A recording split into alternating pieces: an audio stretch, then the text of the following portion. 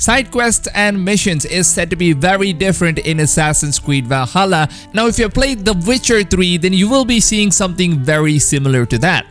And there are also some very in-depth information on how these side quests are going to work in the game, which we will talk about in this video. We also have some new information about the raids, and they've also given us some new information about the new mounts in the game, which is said to be completely different from any other Assassin's Creed games that we have played before. And they've also introduced the new Drakkar, which will be your personal langskip. And if you don't know what the langskip is, they're basically known as the boats which Viking used to travel all the way from Norway to England in order to raid their city. Now we also have more details on the 3 new gameplay archetypes with all the new skill tree features, which will introduce a whole new personalization and customization. So we'll go through all of these information in this video, so make sure you guys watch it till the end. And without any further ado, let's jump right into it. Now let's start off with the new side missions or side quests. Now Ashraf Ismail, who is the creative director of Assassin's Creed Valhalla, just gave us some brand new information on a recent Kotaku interview, where he said the side missions in Valhalla will be just like an episode in a TV series, which will basically branch out in many different ways, and each side mission will have a very interesting storyline. Now a very good example of how this would work is The Witcher 3. Now Witcher 3 had introduced us to one of the best side missions in an RPG game that we ever asked for, and Assassin's Creed Odyssey kind of did take a little bit of inspiration from The Witcher 3, but Odyssey's side missions were very often considered as too repetitive, and they were not really as interesting as the main story quest in the game. So now Ashraf Ismail has confirmed that every side mission in the game will be like an experience of an episode in a TV show. Now this is something that really makes me excited, because I'm a huge fan of how The Witcher 3 side quests were dealt with, and CD Projekt Red did a very good job when it comes to storytelling and how these side missions had branched out, and we had some very interesting stories. And side missions in Witcher 3 were equally as important as the other main story missions, and they were also very enjoyable at the same time. And looking at Ubisoft trying to make the same kind of approach with Assassin's Creed Valhalla actually makes me a lot more excited. Now the next major information is the new raids. Now Ashraf Ismail confirmed that raids will be one of the most unique gameplay styles that we have ever seen in any Assassin's Creed games before. Now Ashraf says that you will be able to summon your custom Drakkar. Now Drakkars are basically the langskips which Vikings used to travel the seas to raid kingdoms. So the Drakkars will be used to transport all of your raid party members, and you will be able to go into raids with multiple boats, and each boat will carry up to 8 crew members. And now Ashraf Ismail has confirmed that the Drakkar will be completely customizable according to your own player choices, and this will also be very similar to what we have already seen in Assassin's Creed Black Flags and Odyssey with the ships, but this time around it's going to be boat and not a ship. So Drakkar is going to be very similar to mounts in the game, where you will be able to call in or summon your Drakkar anytime you want. So what I'm guessing is that maybe Eivor will be able to blow like an horn, and then your custom boat will start spawning in a nearby water locations.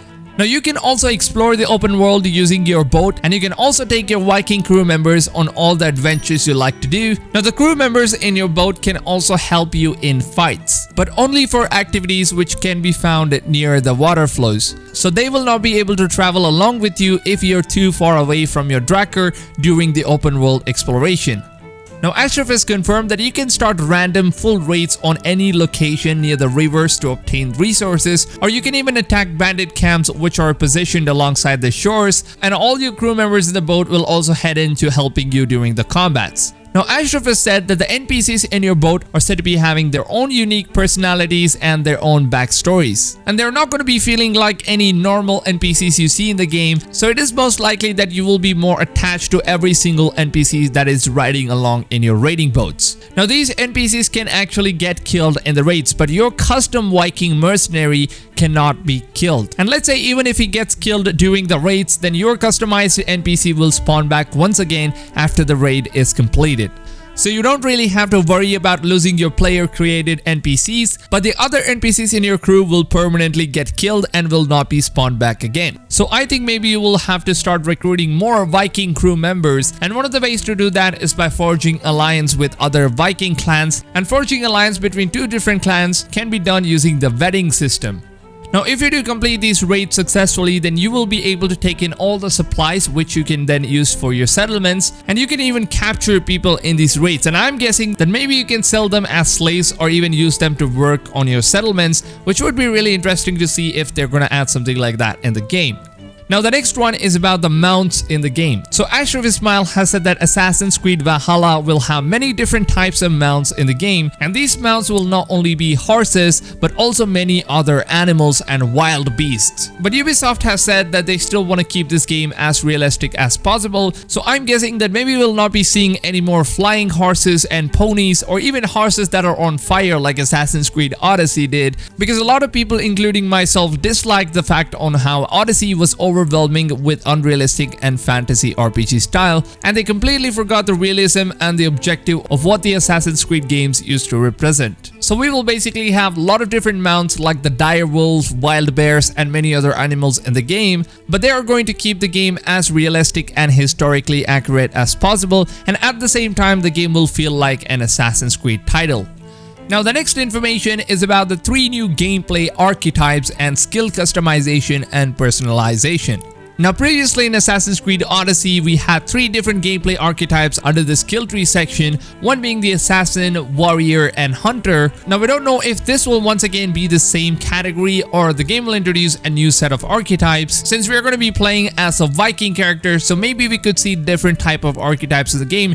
Now, choosing your archetypes and upgrading and customizing your skills according to your playstyle is going to be very crucial. And this is going to be completely changing the way Eivor's combat system works and how he basically fights in the field. Now, speaking of combat, the game will now feature a new tool wheel which will allow you to select between multiple different tools that can be used in your combat.